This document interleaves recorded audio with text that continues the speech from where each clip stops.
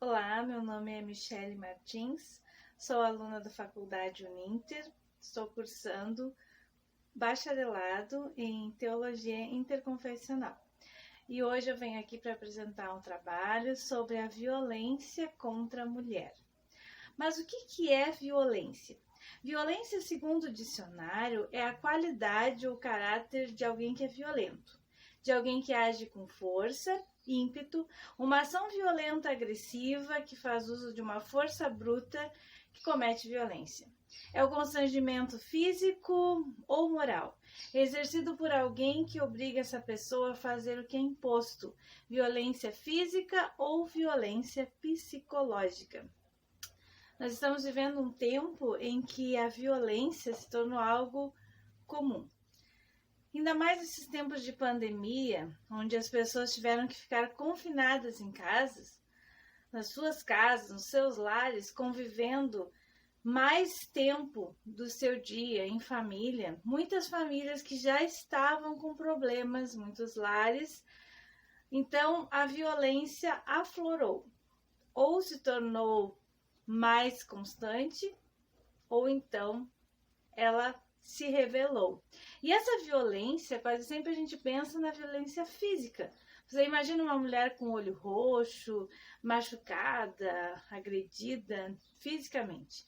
Mas a violência emocional também tem causado danos profundos na vida de muitas mulheres.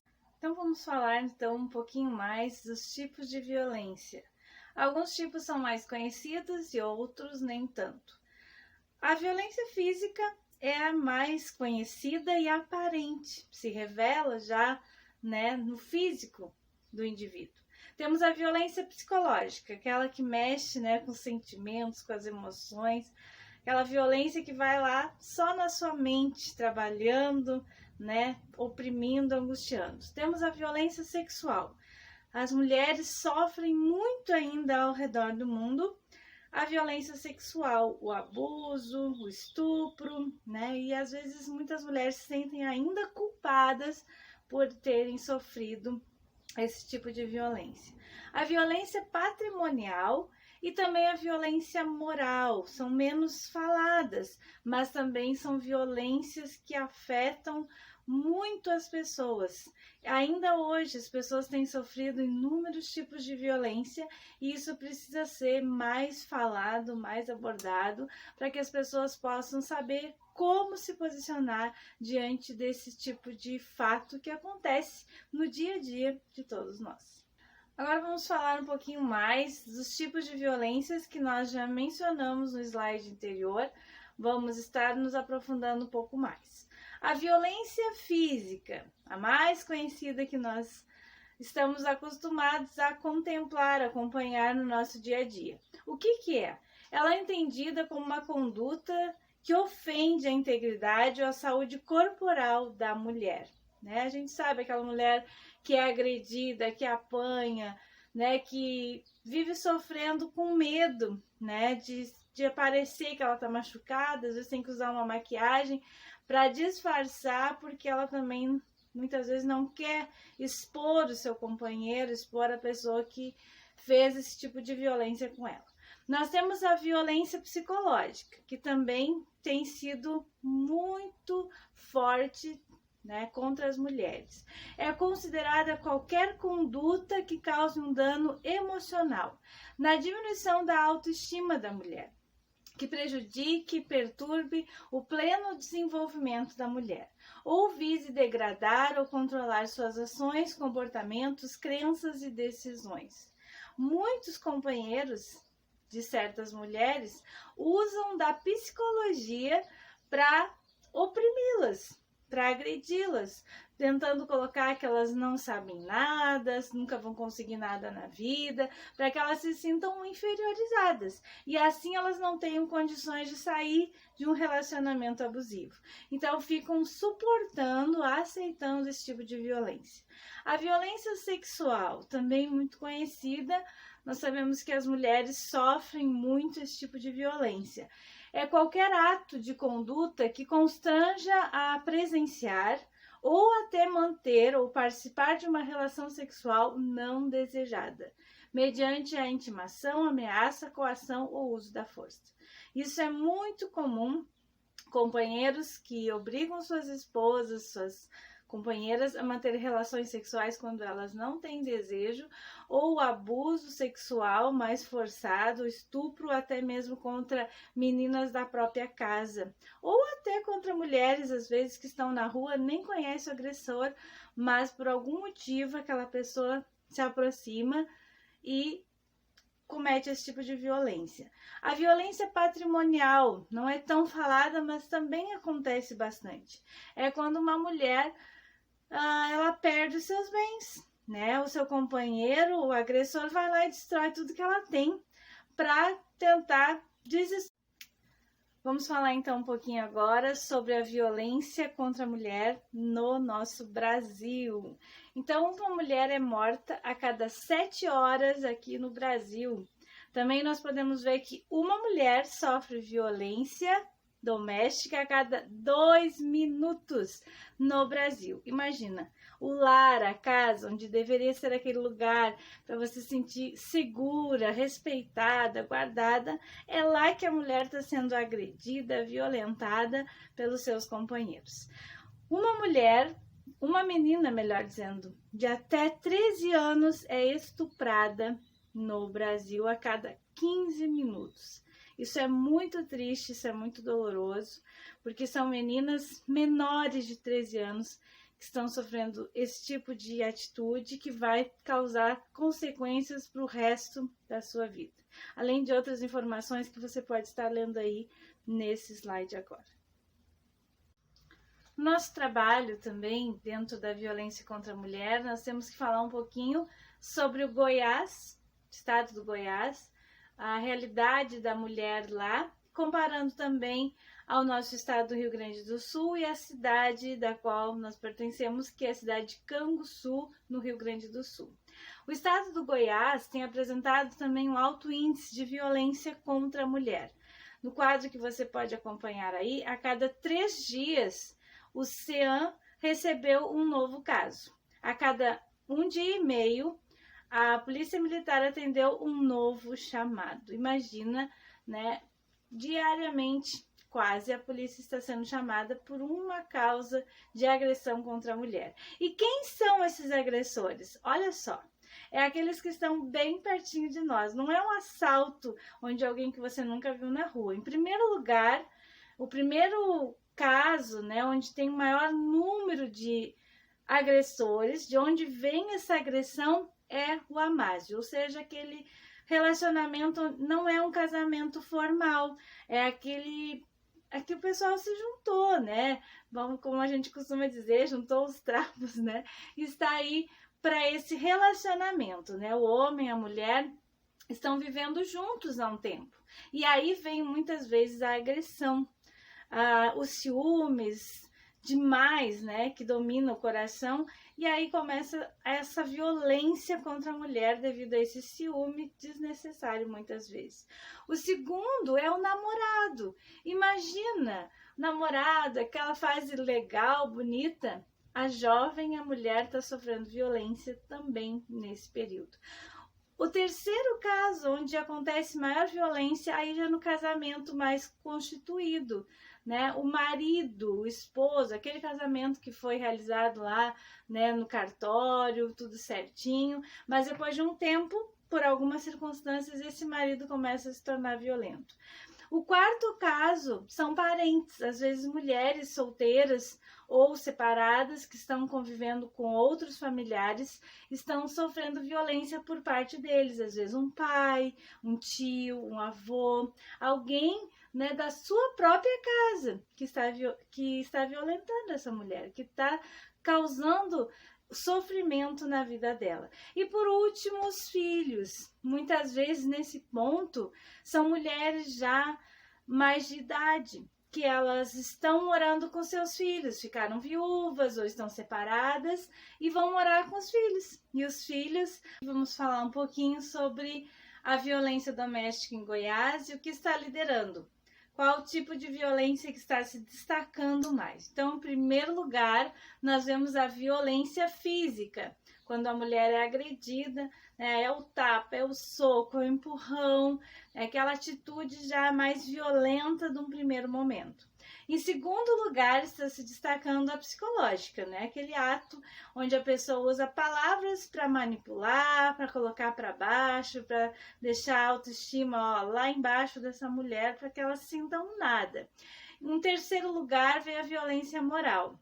Para quê? Para desmoralizar essa mulher frente à sociedade, à comunidade, frente à sua família, para mostrar que ela não é tudo aquilo que ela diz ser, ela não é tão santinha assim. Então, esse tipo de fato para colocar a moral da mulher por terra.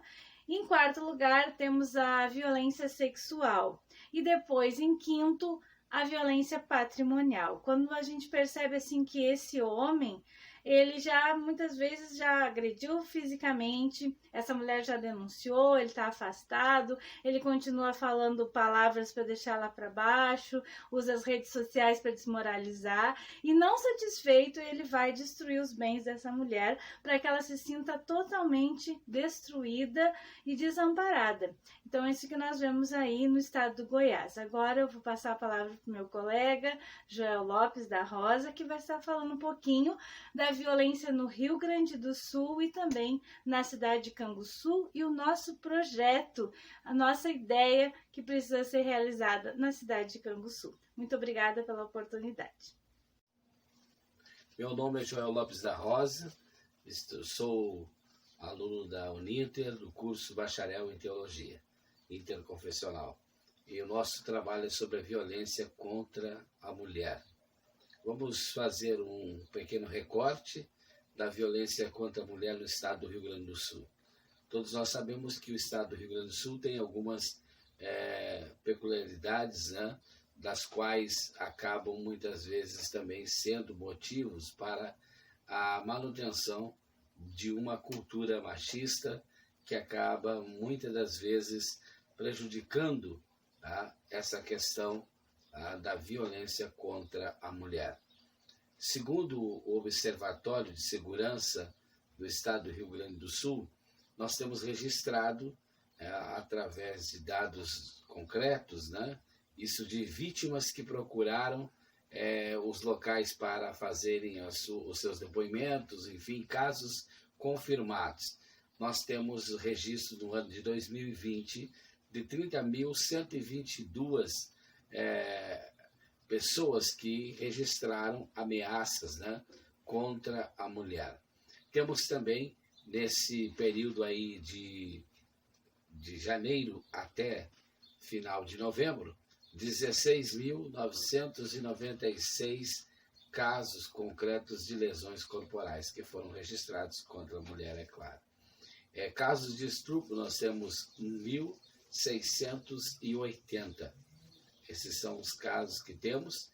E o mais pesado de tudo é o alto índice que temos de feminicídio no estado do Rio Grande do Sul, ocupando no país o quinto lugar. O quinto lugar, nós podemos assim classificar, da violência contra a mulher, é visto aqui no Rio Grande do Sul. A nossa cultura machista propicia isso também. Muitas das vezes a dificuldade das vítimas se posicionarem, denunciarem os seus abusadores, enfim, essa é uma questão que acaba muitas das vezes propiciando esses dados alarmantes. Então, esse é um pequeno recorte do estado do Rio Grande do Sul, no que diz respeito à violência contra a mulher.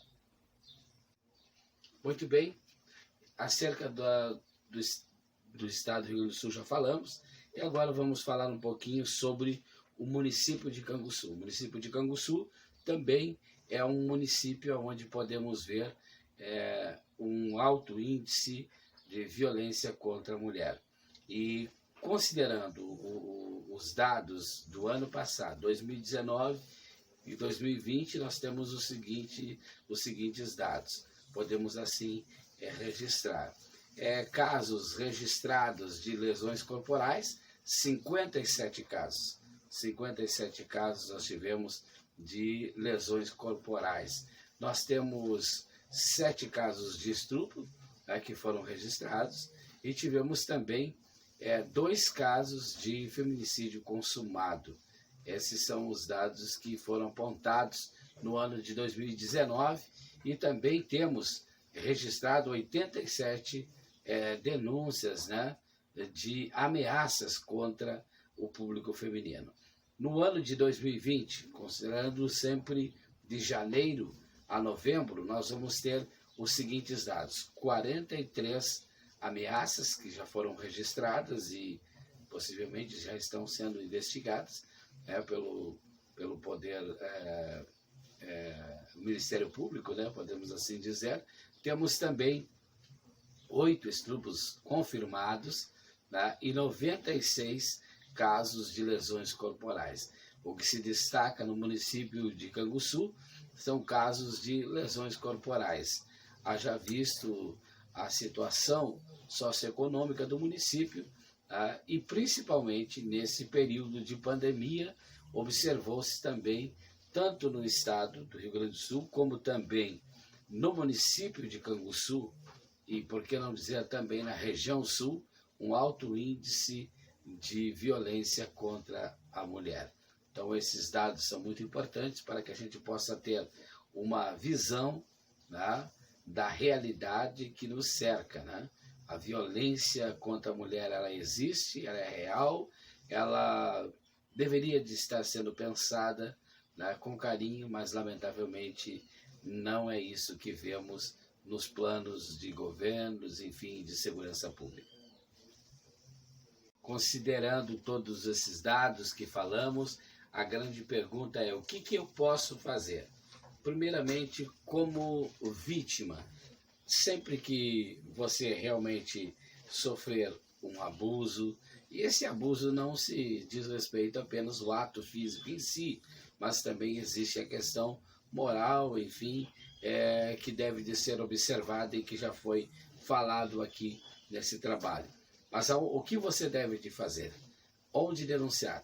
Há um canal aberto, o 180, onde você pode prestar ali o seu depoimento, haverá uma escuta, uma acolhida qualificada, né, para que as mulheres possam, né, assim, colocarem aquilo que estão vivendo, ou seja, fazer a sua denúncia, o seu desabafo.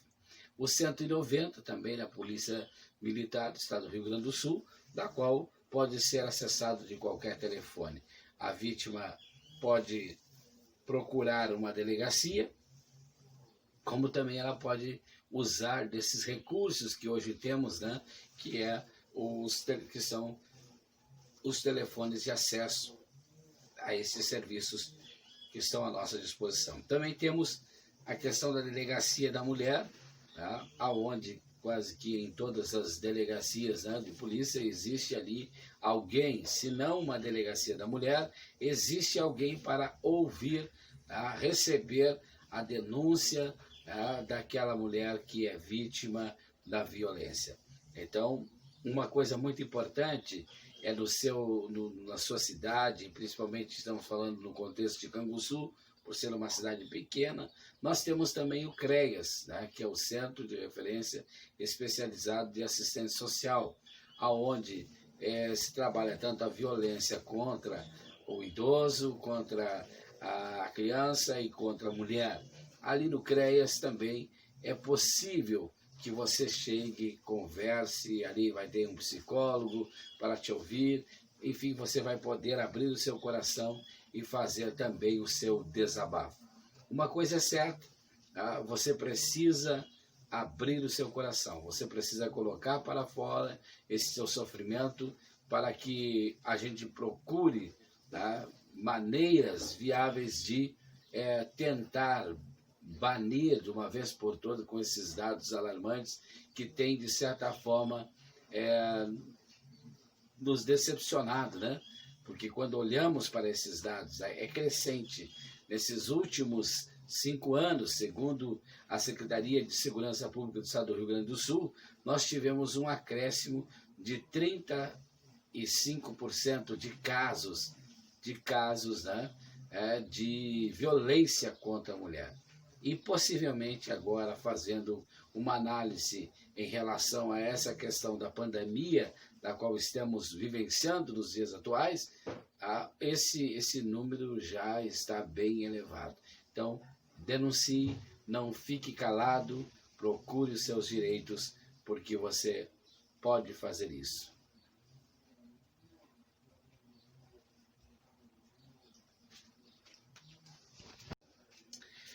Diante de uma questão tão preponderante, difícil de ser até mesmo tratada, porque a violência, ela nada mais é do que uma expressão de que algo não está certo na sociedade.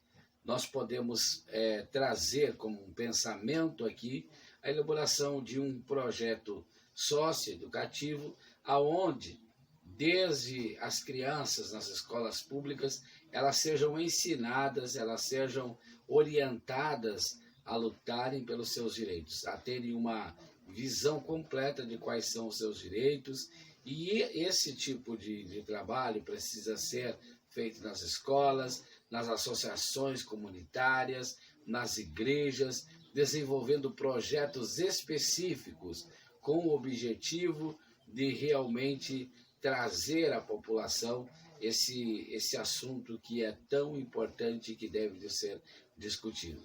Propomos também a participação dentro dos CRAS, que são aqueles centros de referência de assistência social, que nada mais são do que uma casa de acolhida, aonde todos os segmentos da sociedade poderão participar.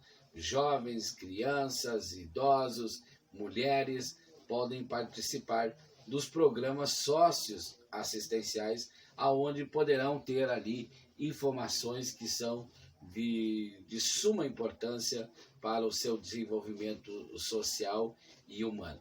E outra questão também é sempre mostrar o caminho, tá, dos locais aonde as pessoas poderão procurar os seus direitos, né? O CREAS, que já então tem o CRAS, né, que é o Centro de Referência Social, e tem o CREAS, que é o Centro Especializado, né, de Assistência Social, aonde a porta está aberta para acolher ali esse público, enfim, e dar o suporte para que todas as denúncias elas sejam encaminhadas a quem de direito que possa realmente defender essas vítimas da sociedade. Então, nós colocamos esse é um projeto de conscientização, é um trabalho que deve de ser feito a longo prazo, porque estamos trabalhando com estigmas sociais, estamos trabalhando com barreiras que são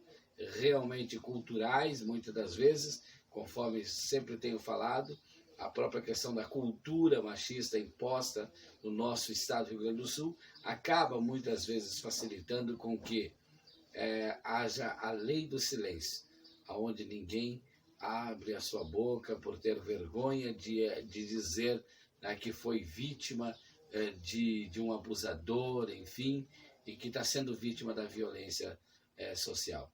Por isso, a importância de fazermos esse depoimento e de estarmos trabalhando em prol de uma conscientização e de uma mudança social.